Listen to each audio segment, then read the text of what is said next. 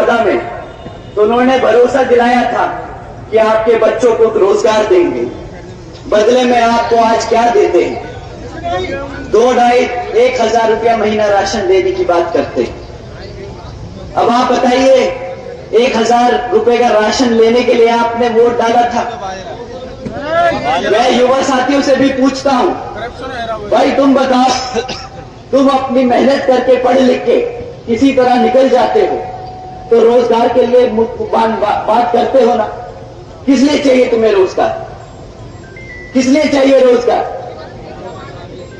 अपने माँ बाप ने, आपके अपने माँ बापों ने जो जिंदगी भर संघर्ष किया, अपना मुंह अपना खुद का निवाला ना रखकर आप लोगों का पेट भरा, तो ताकि आप लोग पलटकर उनके लिए सहारा बन सको, इसलिए आप रोजगार ढूंढते हो ना।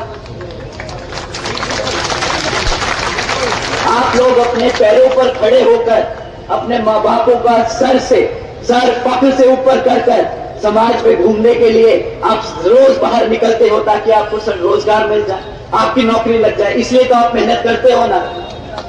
पर साथियों एक बात बताओ, अगर कोई आपको नेता आके बोले रोजगार तो नहीं है, ये ले 1,000 रुपया अपना राशन ले और घर जाके बैठ जा, क्या आपको बर्दाश्त है? वो 1,000 रुपए का राशन बर्दाश्त है?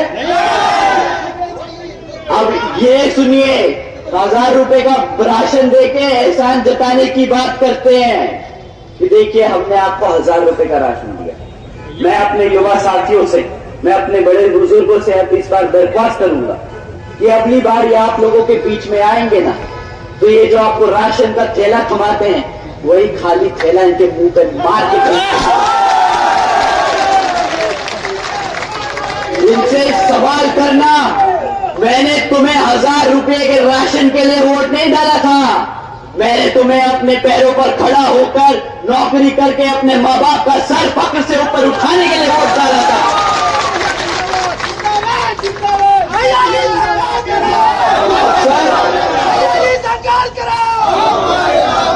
और मैं अपने युवा साथियों से दूसरा सवाल करने को पूछूंगा। आप साथियों पूछिएगा इनसे कि तुमने 1,000 रुपए के हिसाब से हमें 6,000 रुपए का राशन दे दिया, मान लिया, परंतु अगर मुझे क्लास 4 की नौकरी भी मिलती तो 15 से 20,000 रुपए महीना कमाता, साल का कम से कम 2 से 2.5 लाख रुपया कमाता। तुमने मुझे बदले में क्या दिया? 2.5 लाख रुपए के बदले 6,000 रुपए का राशन, 12,000 रुपए का राशन। अबे तुम लोग क्या हमें बेवकूफ समझते हो?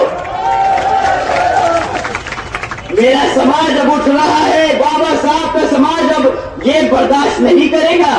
ये गुजरात का मॉडल अपने को समझ नहीं आता भाई साहब।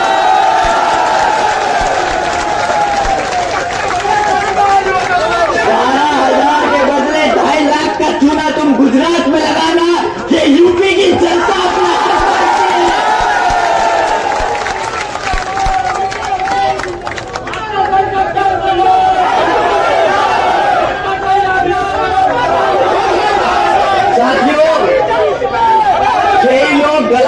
फाड़ कर सड़क पर घूम रहे थे आपके साथ बीच में। महंगाई महंगाई महंगाई, किस बात की महंगाई?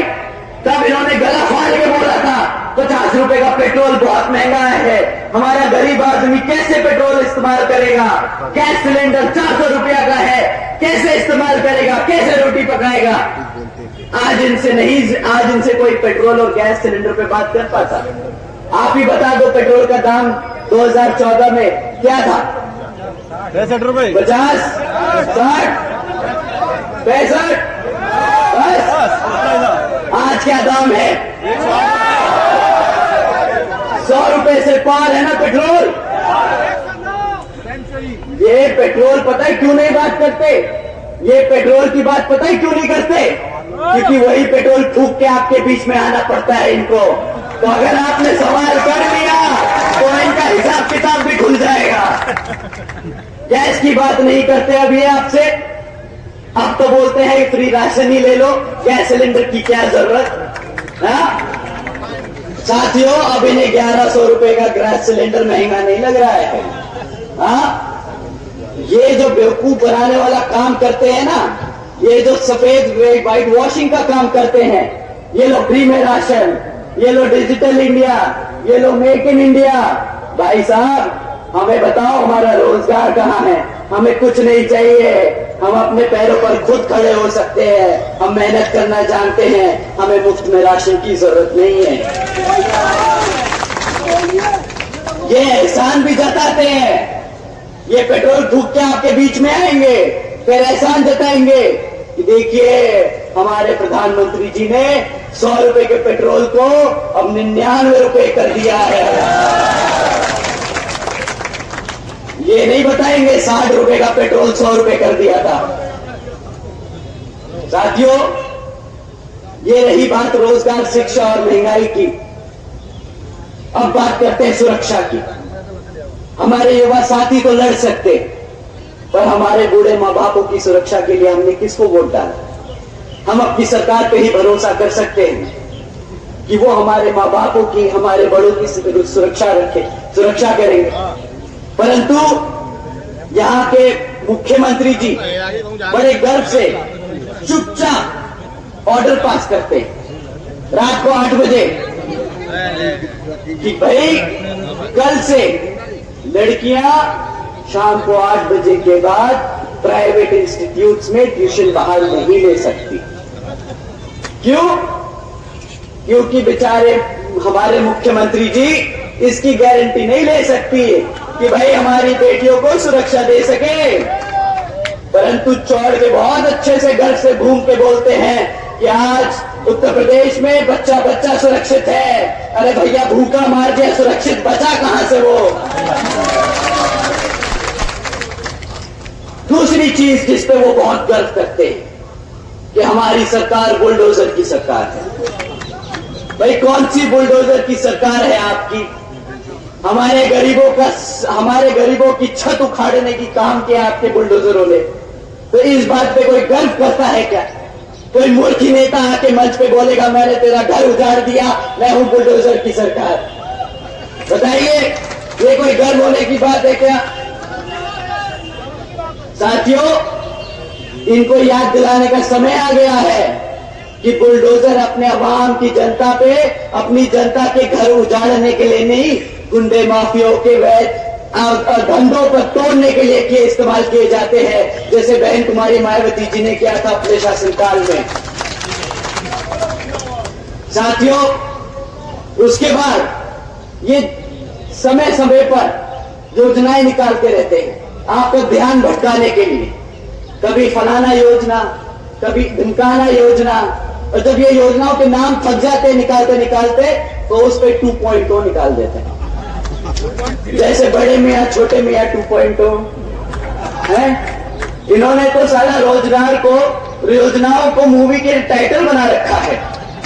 इनसे बोलिए कि भाई मुफ्त में इंटरनेट जो आपने प्राइवेट सेक्टर के द्वारा दिलवाने का काम कर रहे हैं ना, इससे हमारा पेट नहीं भर रहा, इन योजनाओं से कोई फायदा नहीं हो रहा है, इन योजनाओं से हमारा समाज समझदार है। ये सब जो नाटक कर लिया है ना, अब बस समय हो गया है, अब समय हो गया है जवाब देने का।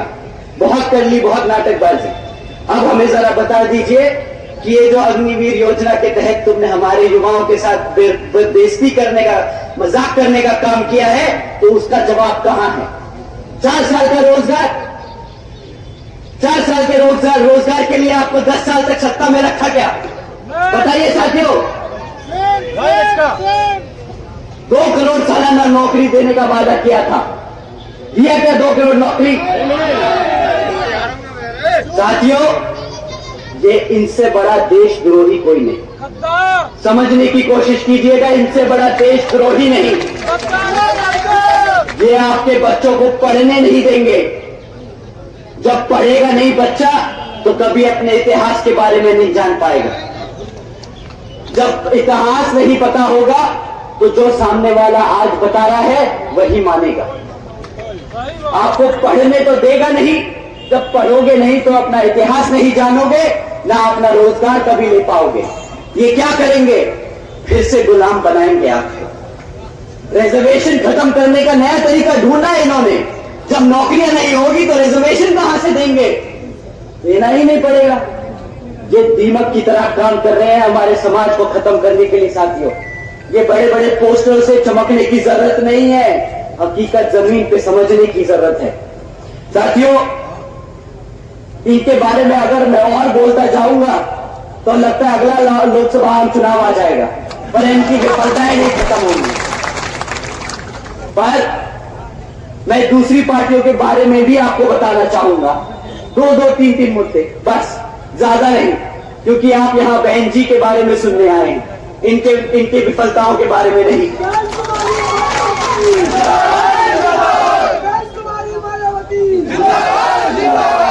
साथियों, 2012 में एक युवा नेता आए थे आप लोगों के बीच में, भरोसा आप सब ने जताया था, परंतु आज युवा मेरे को बोलता है YouTube पे, फेसबुक पे, मीटिंगों में, और मैं ये दोहराऊंगा, मुझे मना किया उन्होंने कि भैया ये हम आपसी की बात है, मंच पे से मत बोलिएगा, पर मैं जानना चाहूंगा, मैं अपने सभी युवा साथियों के साथ अपने बड़े बुजुर्गों को भी बताना चाहूंगा कि हमारा युवा कैसा परेशान है।